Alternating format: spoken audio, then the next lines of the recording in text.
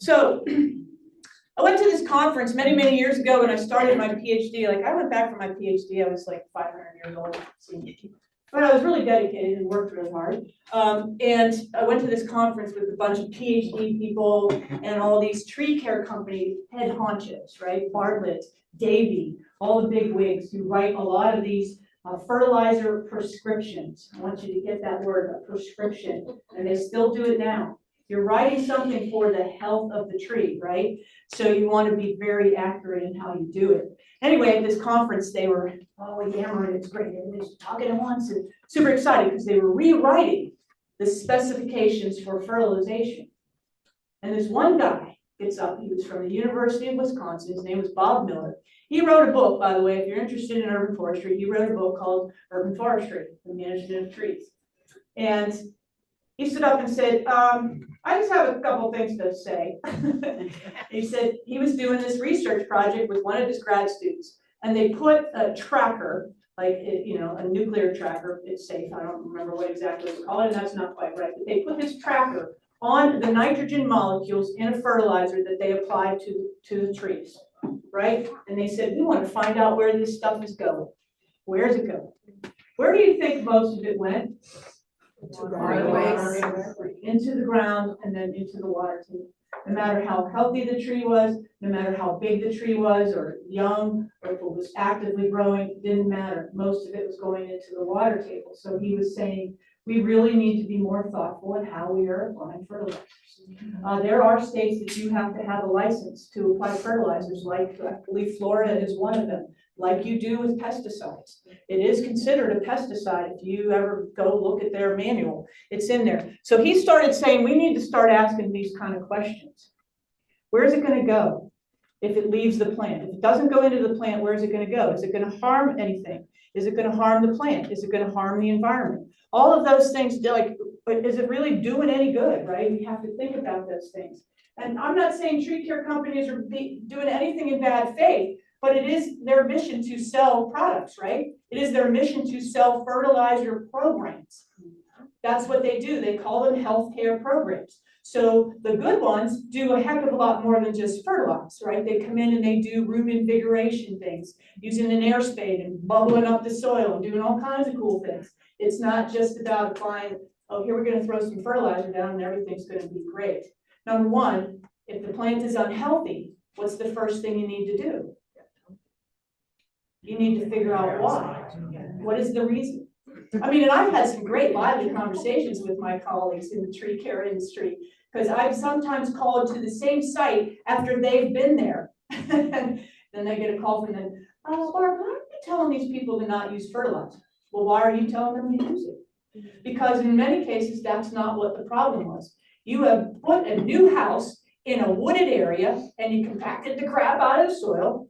That is not the problem. It is not fertility, it is the soil compaction. So, but we've had great conversations. I'm not saying don't do it, but let's be thoughtful in how we do it.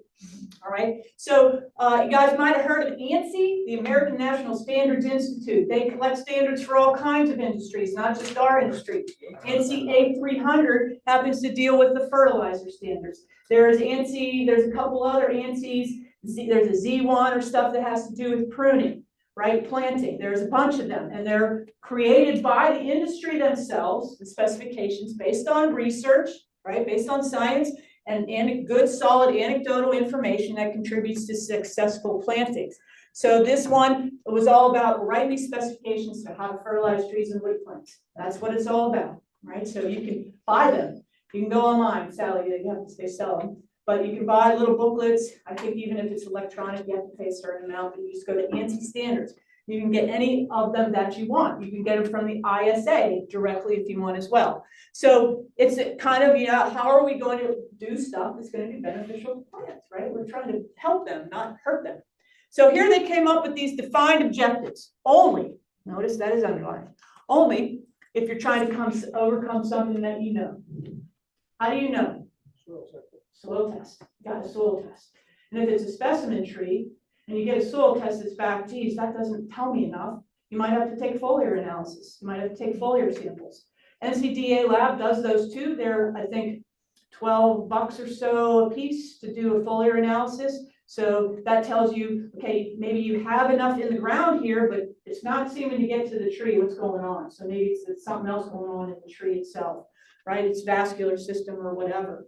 So you have to have some sort of deficiency, all right? Most often it's a pH issue, right? The pH isn't right. So how do we avoid problems with plants and pH?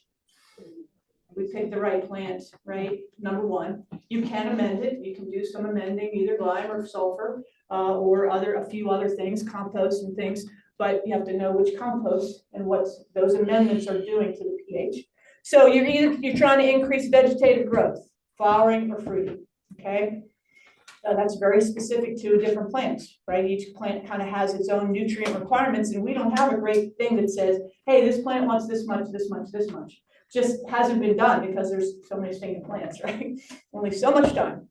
So yeah, how do you figure that out? But yeah, a young tree, you're trying to help it grow well. Are you going to do this to an older tree? I hope not. No, we don't want to treat this ages. They're going to treat the young and the old differently in this case. How do you increase? Maybe you're trying to increase vigor or vitality. Now that might be an older tree, but it also has to be a tree that is not overly mature. Like if you've got a willow oak that's 80+ years old, it's probably on the down cycle of its life. Fertilizing, it's not going to make it like, woo, having a happy day. It's like already having a happy day because it's like, I'm cool with this situation, right? I've accepted my age. I haven't accepted my age yet. Someday, maybe I'll grow up. So this one always kind of cracks me up a little bit. You're going to maintain an equal ratio between roots and shoots. How do you know how much roots got down there? Right. You have X-ray vision. I don't know. I always laugh about that. How do you know that? But they always talk about that in tree care. Like, okay, whatever. But that's what they say. So here's the other thing. It kind of goes with that Bob Miller guy asking these questions, right? Is there something else going on with the plant? If their plant is diseased or has some insect issue or that has been damaged by herbicide and the leaves are not functioning properly, fertilizing is not going to help you. All right, so you have to know what else is going on in that plant. So when your guys call you and say, hey, I got this problem, number one, you're always going to have to say, please send us some pictures or something. You know, I don't know how you guys do it when you get the calls, but you do have to do call stuff, right? And oftentimes, like I can't tell you how many pictures I get from people. Can you tell me what's wrong with this plant? What do you think is the first problem with that question? They are absolutely the worst pictures you have ever seen. Like, I don't even know if I can tell you what plant that is. Such a bad picture. So you got and the insect and disease clinic, and I think I get that backwards every time, the disease and insect clinic at NC State, you can send in plant samples as pictures. It's free. But oftentimes we cannot diagnose it. So why I say we is because often if it's a tree problem or a woody plant problem, the guys at the clinic send it to me and say, well, what do you think, Barb? And I'm like, yeah, I don't know either. Because if they don't know and they can't, it's hard to diagnose issues oftentimes from a photo. So samples are really the best way to go. And that's what, $20 or $30 or something now. But it's worth it if it's an important plant in your landscape. How do we select them? Got to know what the species is. It's the same as how do we prune a tree? You got to know what the species is, right? So when is the timing of that application? Again, it depends on what was your objective.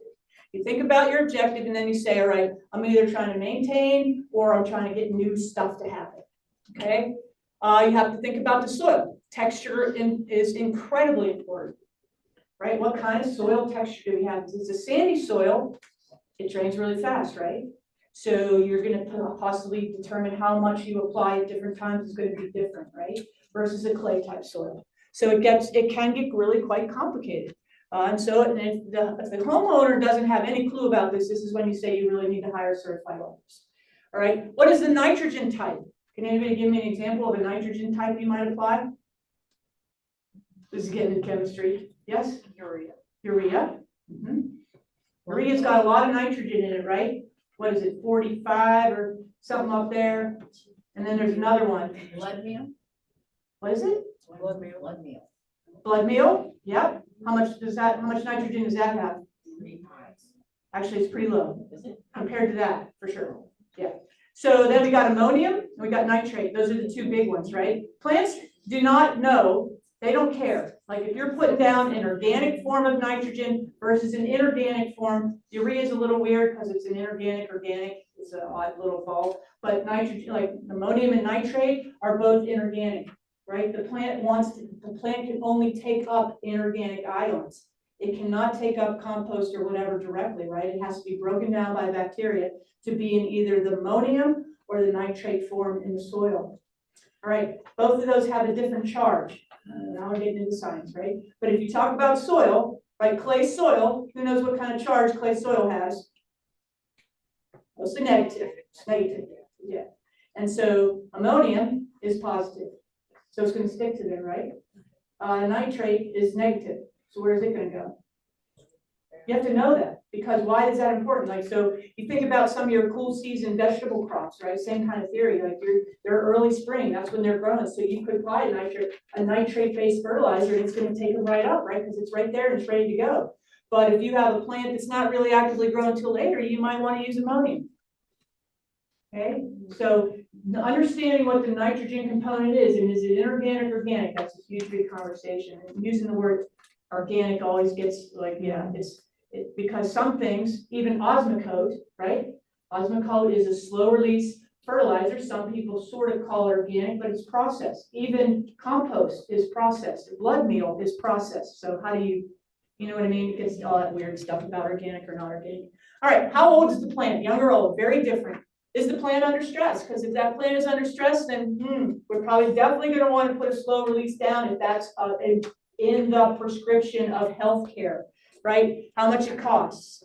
So I had a landscaper actually do a little cost estimate for one of his clients who wanted only organic fertilizer. He said, I want you to put down, let's just say blood meal or something like that, right? Or manure, let's say manure, right? Remember, how much nitrogen does manure have in it? Maybe 5% or so, okay? Compare that to ammonium, which is probably, I think that's the one that's like 33 or somewhere up there percent nitrogen. Based on the concentration of nitrogen, which one do you think is more economical? The ammonium, right? So he laid out a price for the guy, and his head almost exploded. He said, you're going to charge me $5,000 to treat my very small yard. And he said, yeah, because to meet the prescription, that is what you would have to use. That is the amount that you would have to put down. Like they sell bat guano, and I don't know if y'all ever priced bat guano. It's insanely expensive. Of course, who wants to go collect bat guano? Like nobody. Of course, it's going to be expensive. Cricket crap, the same thing. Yeah, tell your people don't buy any of this stuff. It is truly crap. Yeah. Cricket crap is spelled with 2 K's, by the way. Cricket crap. It's very cute. Yeah. Compost tea you can make in your backyard, right? Some people do that. I've also heard people do it and they dance by the light of the moon too. So there's a lot of other things going on there as well. So nothing wrong with that. Right? You got s'mores. If you got s'mores and you got, hot chocolate, hot chocolate. So my bottom line is most people are going to want to know how much is this going to cost me. As I said, that particular client said, I think I'll just go with the inorganic. Again, inorganic is not necessarily bad. That is what the plant is going to take up, those inorganic ions. It's just applying it correctly. And we often over-fertilize things. Don't need to fertilize things, particularly older trees. Why? They just don't need it, nor do they want it, right? So in general, right, there I highlighted the prescription, right? You're looking to slow release. That is what they say. You should use a slow release. Only use a quick release. Quick release meaning something like a Miracle Grow or something liquid like that has a lot of quick release nitrogen, most likely nitrate that's going to go in there. So notice the difference in the application rates. And I'm going to always tell you, I always go with the lower rate, 1 or 2. Right? I prefer that, and then I know I'm good. And you can split it up between fall and spring and fall, however you want to do it. I think that's the best way, particularly with slow release. But honestly, you're going to follow the package. If you're talking about herbaceous plants, a little different. Woodies, trees do not need as much fertilizer as herbaceous plants. So how? This is cool, right? This guy, this was at a conference I was at. They're doing soil injection systems. They're putting that nutrient, and it is a liquid application, but with really low levels of nitrogen, phosphorus, and potassium in it.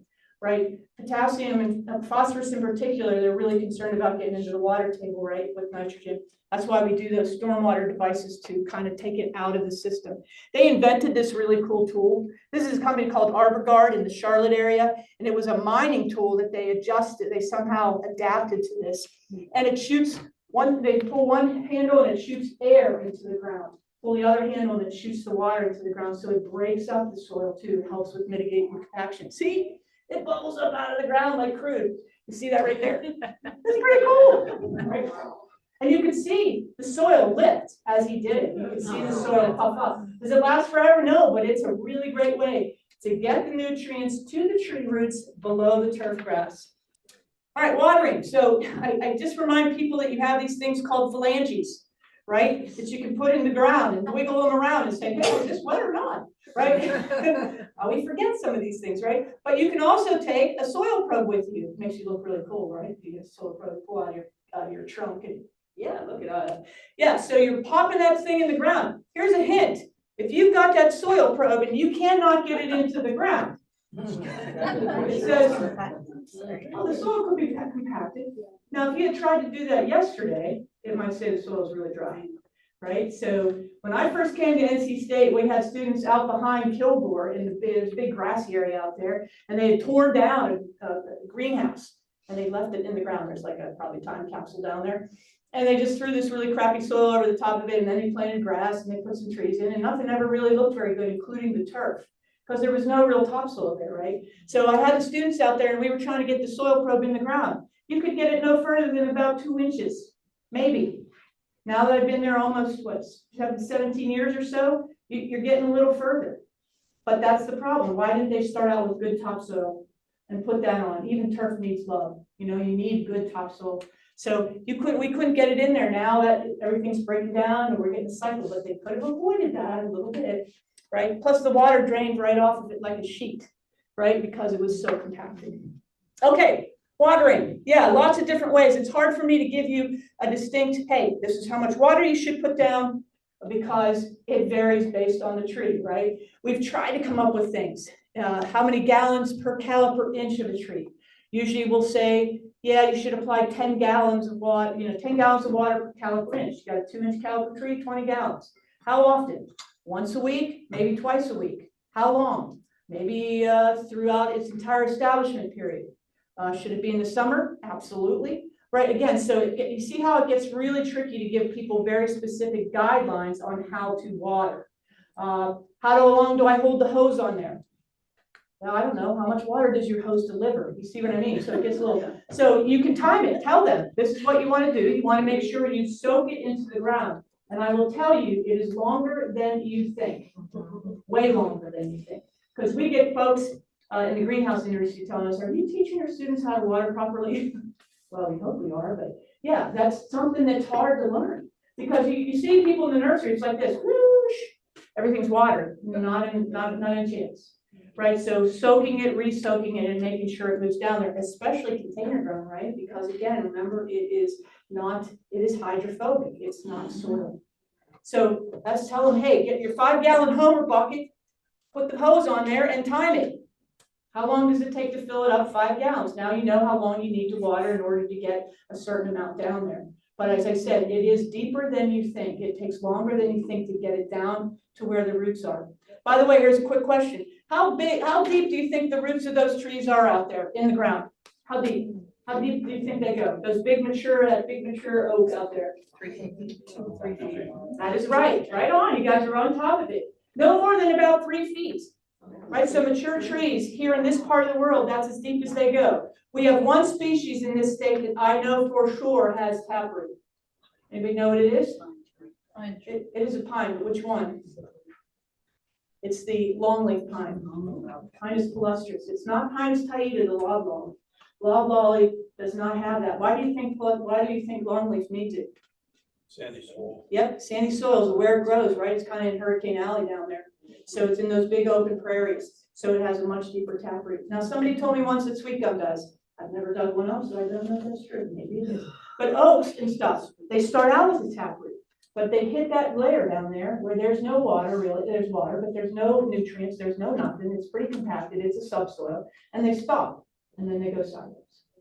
And if you have a hard pan, because you got rock or whatever there, you're a whole different ballgame. So understanding that helps you think, okay, well, how long does it take for water to get down there? That's why soil texture is so important to understand. All right, so when newly establishing trees during an extended drought, as I said, you have a big significant tree in your landscape and you have had 3 years of drought, you should water it. It will die if you don't.